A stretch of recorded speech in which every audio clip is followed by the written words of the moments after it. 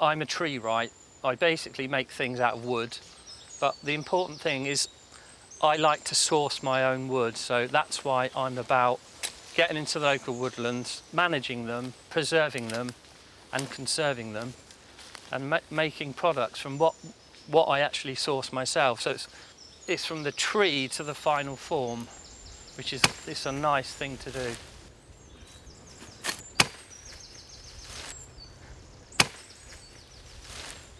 We're in a lovely little ancient woodland, Coppice woodland, called Little Horsecroft Cop. When I took over, I was presented with what we call an overstood wood, i.e. it had been out of management for 100+ years. That is the overstory. But the underwood, the hazel, which we coppice on a 7-year cycle, hadn't been cut since the 1960s. If you look up through here, you can see this bank and what remains of a ditch. The profile of it is quite broad, and the ditch beside it, we think it could possibly be an old Saxon estate boundary bank and ditch, because along its length there are field maple and ash stalls which are 500 years old. The fact they're growing on the bank suggests this was here before prior to the 500 years that the trees have been growing. We've got roughly a 3/4 acre area of coppice we're cutting. We call it a compartment or a coop. I last cut this 6 years ago, and what you see behind me, the hazel stalls, is 6 years growth.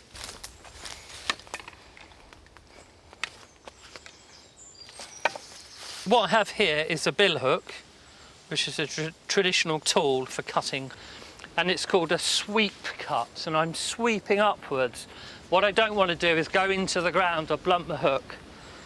So I'm going to do an upward cut on that.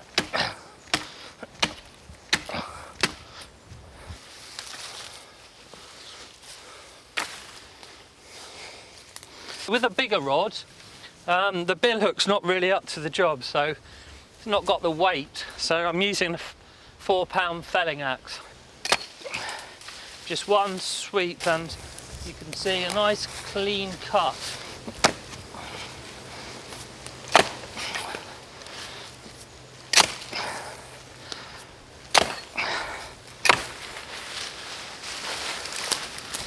And it's angled, so that helps the water to shed away from collecting into the store and thus rotting it out. Now I just get my eye in.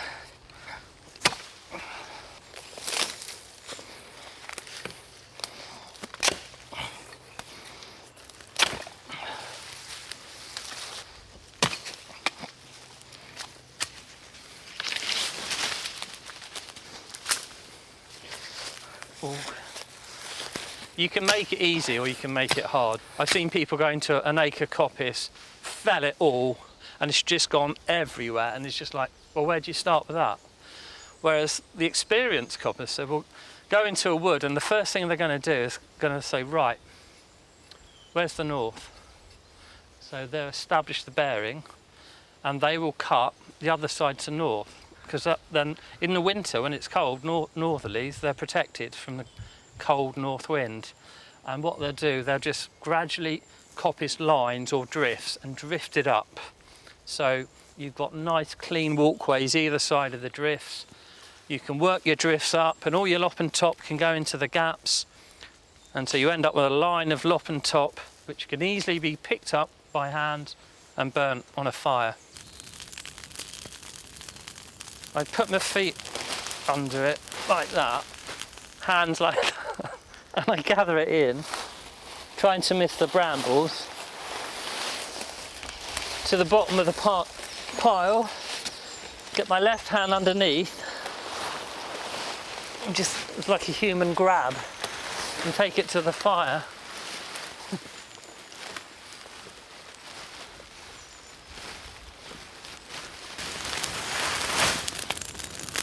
From the stuff we're cutting, we are gathering different hazel products. traditional hazel products. So what we have here, I've cut out, is the short length of hazel, which I'm just trimming out, and that will be split into 4 and used for thatching spars. So that's a traditional core product of Coppice, thatching spars.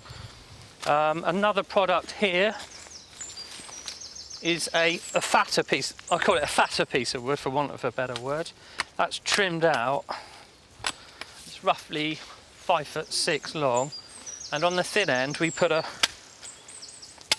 nice point, and that will be used as a hedging stake for hedge laying.